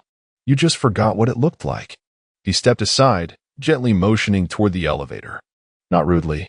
Just finished. She stood there for a second longer, searching for anything, an echo of warmth, a flicker of regret, even a final insult. But there was nothing left in him for her. Not hatred. Not grief. Just space. And he wasn't giving it up. She didn't say goodbye. Didn't ask for a hug. Didn't slam the door or throw one last grenade. Didn't cry, not here, not in front of him. She just turned. One slow pivot in heels that suddenly felt 2 sizes too tight. Her hand brushed the doorframe for balance. A reflex. Paul stood still, backlit by warm light and the faint sound of jazz still playing in the background. He didn't move. Didn't offer a parting word. Just watched her leave with the kind of expression you wear when a meeting ends and you already know what comes next. She stepped into the hallway. The door didn't close immediately. It waited. She didn't look back. And then, click. The soft finality of the latch sliding home. It wasn't dramatic. It didn't echo. It didn't cry. It just was. A sound that told her, unmistakably. That was it. Not a pause. Not a timeout. Not a fight he'd come back from in 3 days. A finish. She stood there in the silent corridor of the high-rise, the kind of hallway that smells like money and polished wood, feeling like a stranger in a movie that used to be hers. No one followed her out. No one called after her.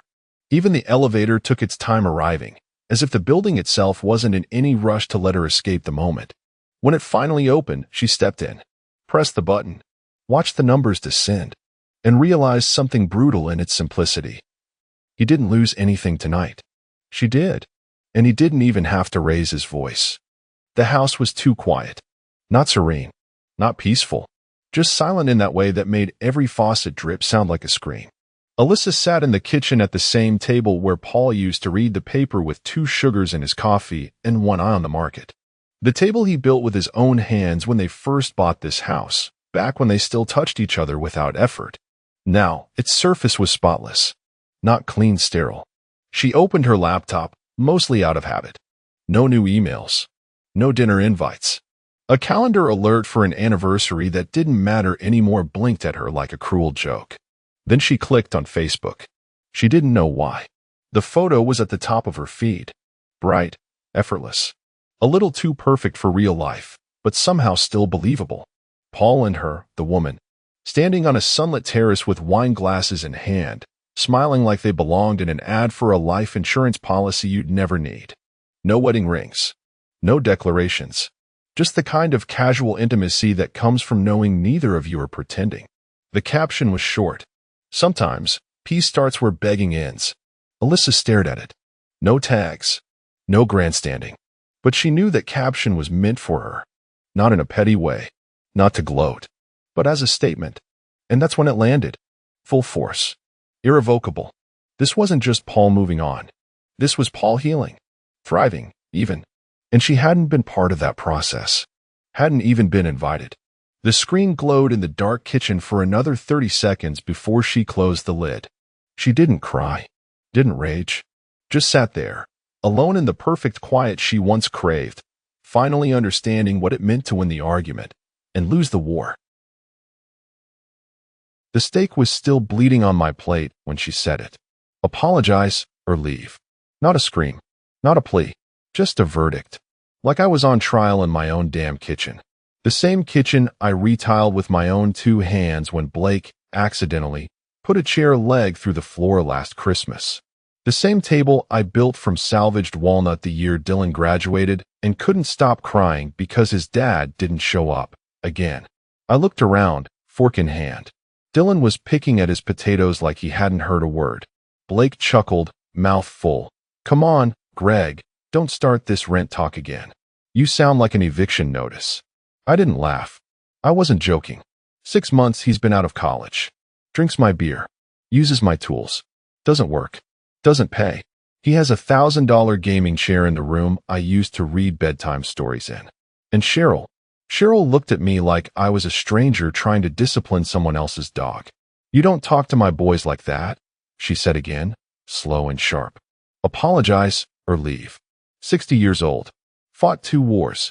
Missed the birth of my nephew to fix a down radar station during a typhoon. Raised these 2 like they were my own when their real dad mailed postcards twice a year and forgot birthdays. I taught Blake how to drive. I stayed up with Dylan when he had that flu that scared us all. I paid for braces, college apps, fender benders. I signed checks in silence, fixed leaks before anyone noticed they were wet. And now I'm disposable. A guest overstaying his welcome. I looked at Cheryl. Her lips tight, her eyes glassy but cold.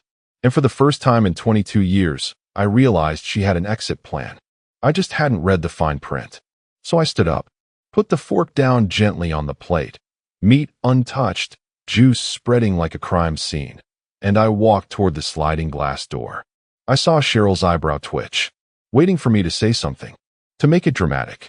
But no words, no plea, no door slam, just the slow click of my boots across the tile, the whisper of the screen door, and the sound of them not following. Outside, the wind smelled like burnt leaves and distant rain. I walked to the truck, got in, and started the engine. It was quieter than I expected, like the world had already moved on. I didn't take a suitcase, didn't pack a bag, because you don't pack when you're not leaving. You just go. The driver's seat creaked under me like it remembered more than it should. Same truck I used to haul Blake's first bike when he cried because it had the wrong color spokes. Same truck that carried Cheryl's mom to her dialysis appointments after her stroke. Same truck I drove to every hardware store within 50 miles trying to find the exact tile Cheryl wanted for the upstairs bathroom, because cream and ivory are apparently not the same thing. I parked it by the lake. The one with the crooked dock and the broken bench we never fixed. The one where I taught both boys how to bait a hook, even when they were too squeamish to touch the worms. Blake caught his first bluegill here. Dylan cried when we had to toss his back.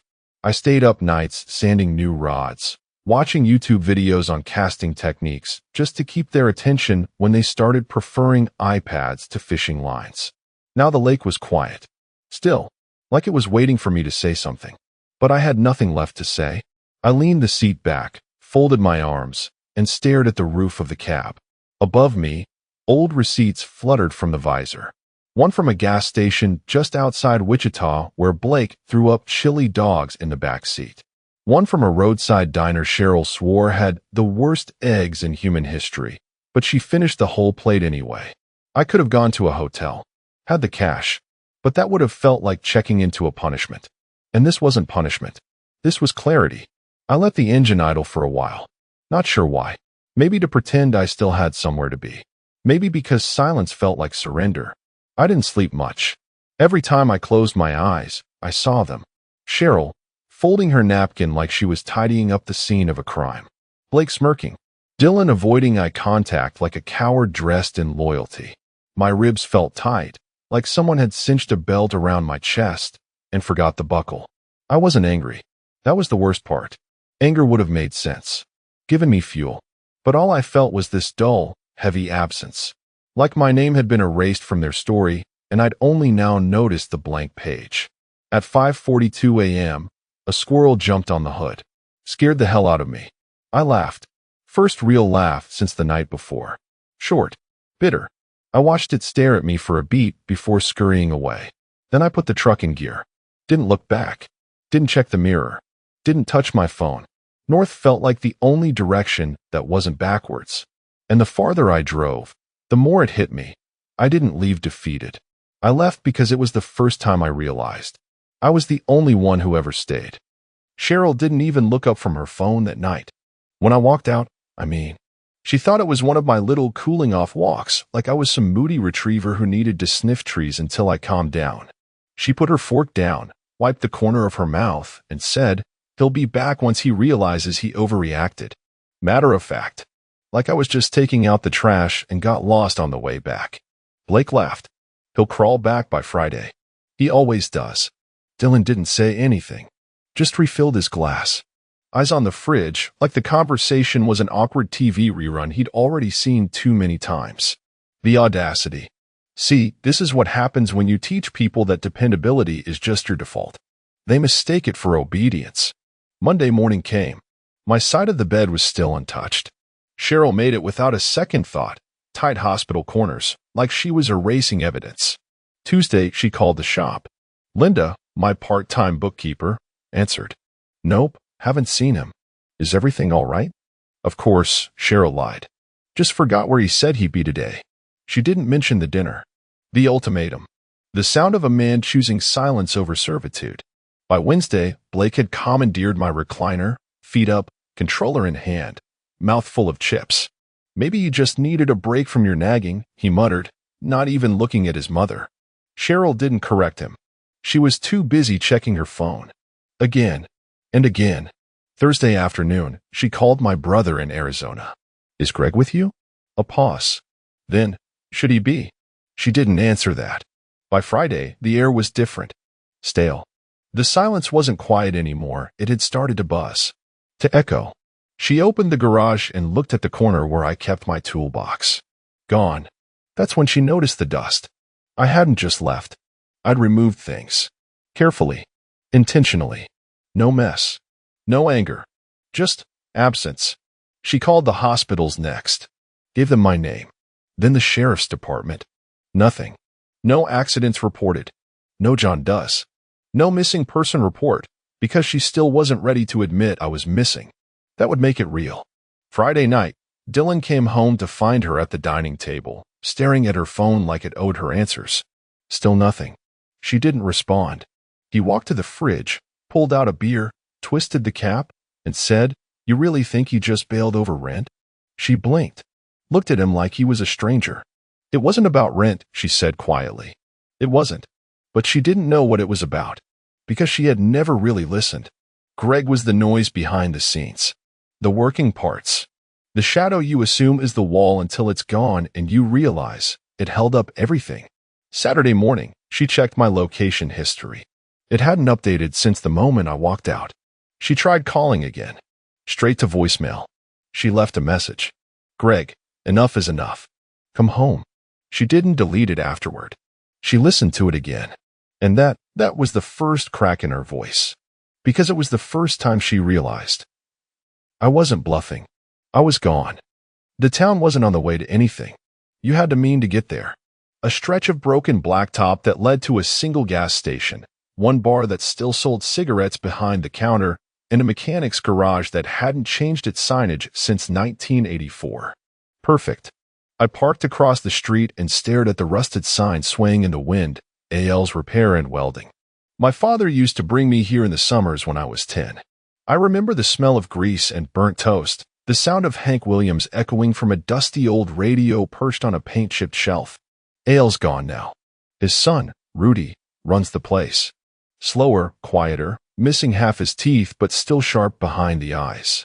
He didn't ask too many questions when I told him I was looking for a place to stay, just sized me up with one squint and said, "Room upstairs. Cash only. No noise, no guests." "Perfect," I said. He handed me a key that looked like it belonged in a jail cell and turned back to his carburetor without another word. I liked that. The room smelled like WD-40 and old paperbacks. One window. A bed hard enough to reset your spine. A chair that wobbled. A fridge that hummed louder than a jet engine. I unpacked my duffel, 2 shirts, a razor, and a copy of Zen and the Art of Motorcycle Maintenance I hadn't touched since '98. And for the first time in decades, I didn't feel responsible for anyone else's comfort. I kept to myself. Fixed what I could. Mrs. Dalton, the widow who ran the bakery, wheeled in a busted walker on day 2. Her hands trembled when she asked if I'd take a look. I didn't ask for money. Just nodded, tightened the bolts, cleaned the wheels, greased the hinges. When she came back to pick it up, she left a bag of shortbread and a thermos of coffee next to it. No note, no small talk. It became a rhythm. A retired vet's mower wouldn't start. A kid's BMX had a bent rim.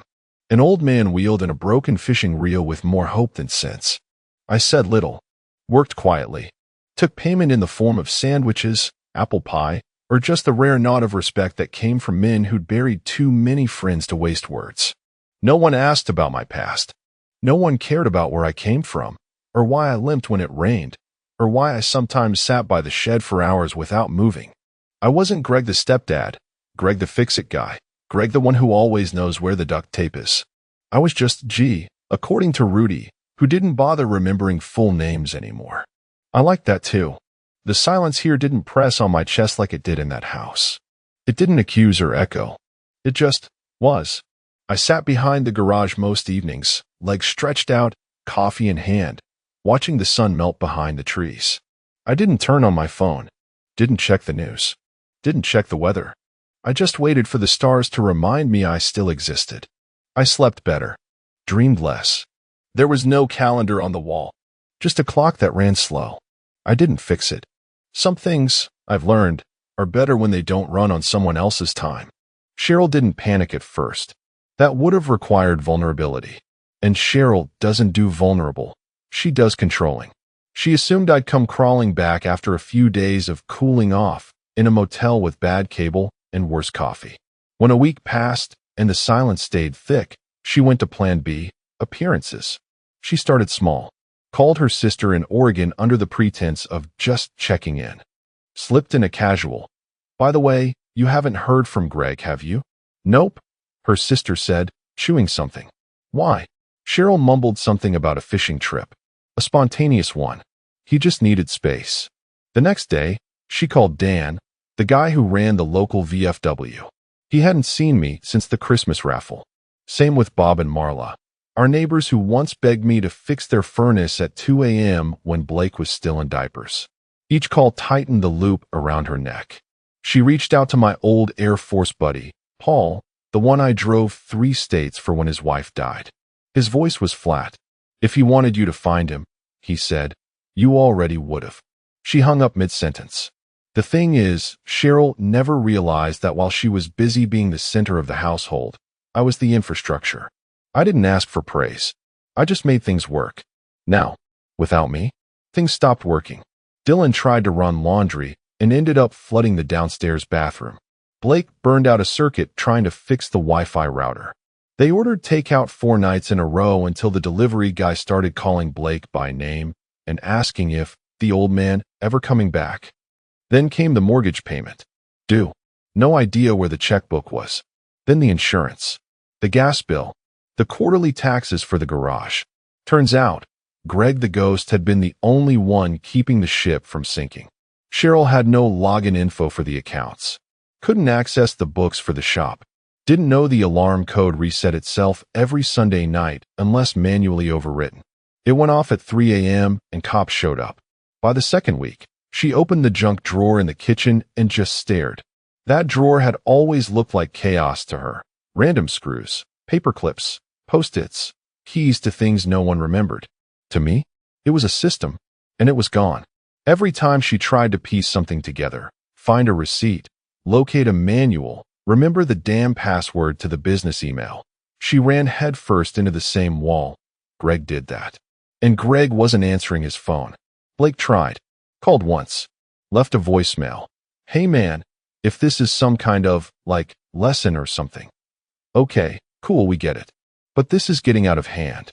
I bet he rehearsed that. I bet he thought it sounded grown. It didn't. They weren't worried about me. They were worried about the sudden realization that they had no idea how to function without the man they'd treated like wallpaper. By the 3rd week, Cheryl stood in the garage, staring at the calendar I used to mark oil changes and supplier invoices. She ran her hand over a nail in the wall, where my tool belt used to hang. It was small, stupid, but it broke her, because for the first time, she realized. I didn't forget to take it. I chose to leave it behind. Because I wanted her to see what the world looks like without the man who never needed a thank you. Until now. They used to joke that I was just the wrench guy. Cheryl said it once at a Christmas party, laughing into a glass of boxed Merlot. Greg handles the greasy stuff. I handle the real business. Everyone chuckled. I smiled, poured myself another bourbon and said nothing. But now, without the wrench guy, the business was bleeding out, slow, quiet, and unstoppable. It started with a delay in parts. Cheryl couldn't log into the distributor's dashboard. The password had been saved in my head, nowhere else. She called the rep, got sent a voicemail. Tried emailing. No reply. Turns out when you don't pay invoices on time and don't respond with the order codes exactly right, they stop giving you the courtesy calls. Then came the scheduling. I had a system, an old paper calendar in the back office and a sticky note system that looked like chaos but worked better than any software she ever suggested. Cheryl tried digitizing everything once. Spent $700 on a fancy PS system that we never fully set up. I still have the box somewhere. Now, appointments overlapped. 2 clients showed up at 9 a.m. One left pissed off. Never came back. The next week, a lady called about her Ford Focus that had been sitting in the shop bay untouched for 4 days. She left 3 voicemails. Nobody returned her call. She towed it to another garage, left a 1-star Yelp review. That was the beginning of the exodus. Mr. Reynolds, the old widower with the 78 El Camino, used to bring me lemon bars every Thursday after I rotated his tires. He stopped showing up. Word got around. It turns out clients don't come for the business. They come for the person behind the counter who remembers their name, their dog's name, and that weird squeaking sound their mufflers made since 2016. And me? I was gone. The books? A disaster. Receipts shoved in a shoebox. Cheryl tried hiring a part-time accountant. He quit after a week. Said the ledgers looked like a ransom note written by a raccoon. His words. Payroll bounced once. Then twice. Blake, sweet, delusional Blake, thought he could help out by ordering parts himself. Ended up paying double because he clicked a sponsored ad and bought counterfeit alternators from a drop shipper in Vietnam. 3 refunds later, Cheryl banned him from touching the business computer. Dylan offered to step in too. Got bored on day 2. Said it was too repetitive. I used to get up at 5:30 a.m. every day, drive to the shop, sweep the floors, check the inventory, sharpen the blades on the riding mower I swore we'd replace one day. I knew which clients needed a payment plan and which ones would tip in cash if you fixed the problem fast. I knew which light bulb flickered if the AC kicked on too hard and how to kick the furnace to get it humming again. They didn't know any of that. Didn't want to know. Until now. By the end of the month, we lost 4 long-time clients. Cheryl was making phone calls with that fake sweet voice she only uses when she's scared. Offering discounts. Asking for another chance. No one bit. The air in the shop changed. It was always warm when I was there. Old rock music. Smell of coffee and coolant. Now it smelled like dust and desperation. And every time someone asked, "Where's Greg?" they'd say, "He's taking some time off." But the way Cheryl's voice cracked on the word, off, you could hear it. They didn't know if I was ever coming back. And more importantly, they were starting to realize I had no reason to. It showed up on a Tuesday. Rain tapping the window like an old friend too ashamed to knock. Rudy left it on the workbench next to a broken toaster someone dropped off the day before. "Mail for G," he said, smirking like it was a joke. Nobody knew my full name in this town, not even Rudy. I didn't correct him. Didn't matter. No return address. No stamp either, which meant someone dropped it off by hand. Someone who didn't want to reply, just a reaction. The envelope was pale pink, cheap stationery, wrinkled at the edges like it had been stuffed in a purse too long. I stared at it for a minute, thought about tossing it straight in the trash. But curiosity's a hell of a drug. I opened it. For words, scrawled in Cheryl's unmistakable, hurried pen. "Come home. You win." No apology. No reflection. No ownership. Just a weak little flare fired into the sky from a sinking ship that never thought it'd take on water. I read it once. Twice. Then I laughed. A dry, bitter, chest-deep kind of laugh, the kind that tastes like iron. Rudy peeked his head in from the garage, curious. I shook my head and waved him off. He didn't press. I walked behind the shop, to the old burned barrel I dragged out of the weeds the week I arrived. Dropped the envelope in. Struck a match. Watched it curl and blacken, folding on itself like it was ashamed of its own words. 3 weeks. And that's all she could muster. Not, I'm sorry. Not, I was wrong. Just, you made your point.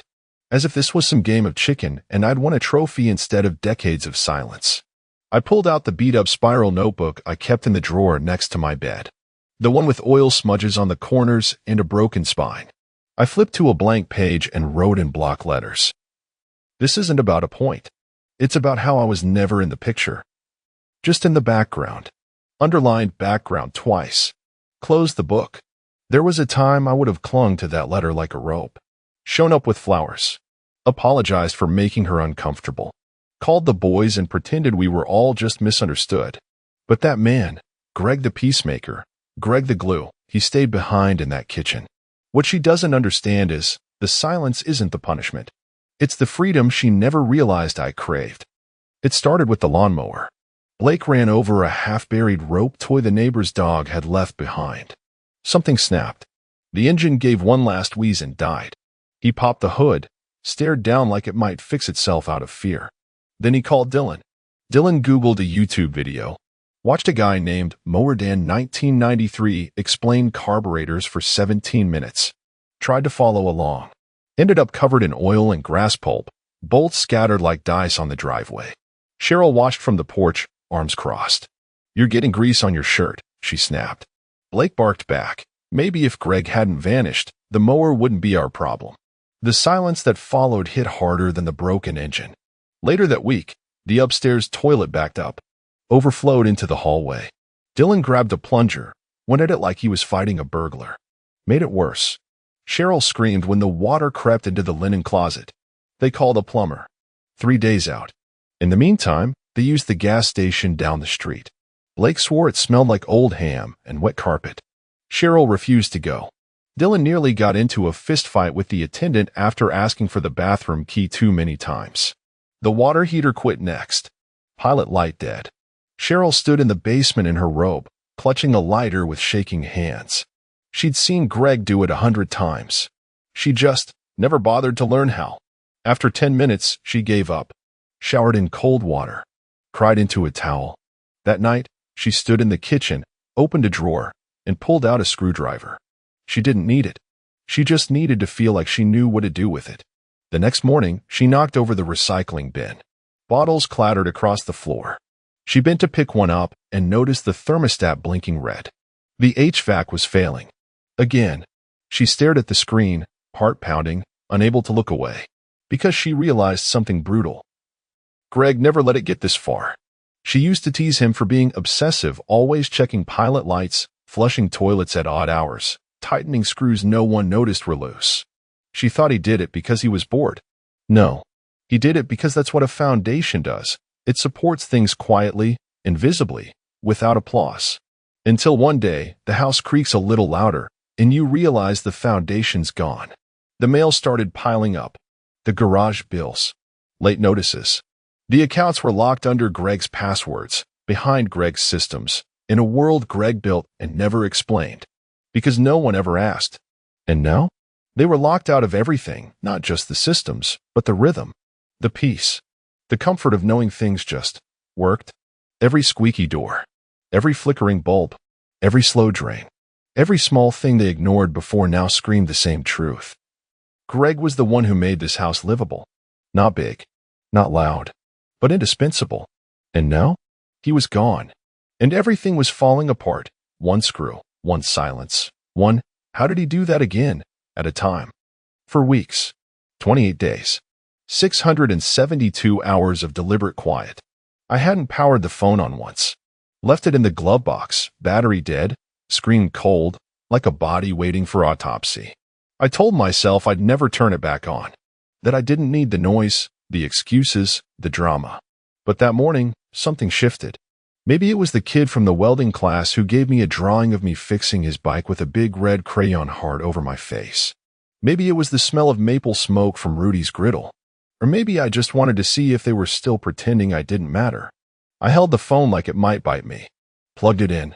sat on the shop floor while it blinked itself back to life. When the screen finally lit up, it stuttered under the weight of all of it. 67 missed calls, 31 voicemails, 122 unread texts. I scrolled. Cheryl, Cheryl, Cheryl, Blake, Cheryl, Dylan, unknown, Cheryl. I opened the first voicemail out of morbid curiosity. Blake's voice. Seriously? You've made your point, dude. This is getting pathetic. Grow up and come back. We need you at the garage. Click. Second one. Cheryl. Tired. Irritated. You're being dramatic. This isn't what adults do. You're hurting the boys. Click. Third one. Dylan. Quiet. I know I haven't said much, but, we didn't mean to. You just kinda left, man. I guess. Just call mom. Fourth. Cheryl again. Different tone this time. Shaky. Greg. I was wrong. Please come back. I miss you. The boys miss you. The house doesn't feel right. I don't feel right. Her voice cracked on the word miss. Like it cost her something to say it. I didn't delete it. I saved it. Not because I needed it, but because she did. The texts were a horror show of passive aggression and desperation. One day she'd send, hope you're okay. The next, grow up. A week later, we don't even know where the septic switch is. Then, please, just tell me you're safe. Then, I can't sleep. Then, please, please, I'll do anything. I set the phone down on the workbench. Let it buzz with another call. Let it keep buzzing. I didn't answer. Because here's the thing they never understood. This wasn't about silence anymore. It was about the fact that I had finally found a place where I didn't have to raise my voice just to be seen. So no, I didn't reply. I just let them sit in the same quiet they once weaponized against me. And now? It was screaming at them. I didn't tell anyone I was coming back. No warning. No grand re-entry. No note taped to a windshield. Just drove. The highway felt smaller somehow, like I'd grown and the world hadn't caught up. I didn't bring bags. Just a cup of gas station coffee and the kind of stillness that comes when you've finally decided you owe no one a damn thing. Pulled into the driveway like a ghost revisiting the scene of his own murder. Same cracked concrete. Same wind chime missing a note. But the house looked different now. Smaller. Tired. Like it knew it had been exposed. I let myself in. Door still squeaked, always squeaked, but no one had oiled it. Not since me. Inside, it was quiet. Not peaceful. Not welcoming. Just empty. Blake was on the couch in a hoodie, a bowl of cereal in one hand, game controller in the other. He looked up, froze. Mouth slightly open, like he was watching a deer walk into his living room with a crowbar. Greg. I didn't answer. Didn't even blink. Just nodded once, barely, and kept walking. Past the kitchen, where the tile I laid by hand was still chipped from Blake's accidental chair stunt. Past the hall closet where I kept the storm gear they probably didn't even know existed. Down the basement stairs, slow and steady, like I was descending into the bones of a life I'd already buried. The workshop light flickered when I flipped it on. The air smelled like dust, dampness, and neglect. My tool chest was right where I left it, though someone had tried to move it. Sloppy scratches on the floor. Idiots. Didn't even unlock the casters. I opened the drawers. Everything still in order. Metric on the left. Standard on the right. Torque wrenches wrapped in rags like they were sacred. Grabbed the whole chest. Rolled it to the stairs. Next, I took down 3 framed photos from the pegboard. One of Cheryl from our trip to Acadia before the boys. One of the boys fishing with me, smiling like they meant it. And one of my father and me welding sparks behind us, his hand on my shoulder. Lastly, I opened the old army green footlocker under the stairs and lifted out the velvet case with my Air Force medals. Still sealed. Untouched.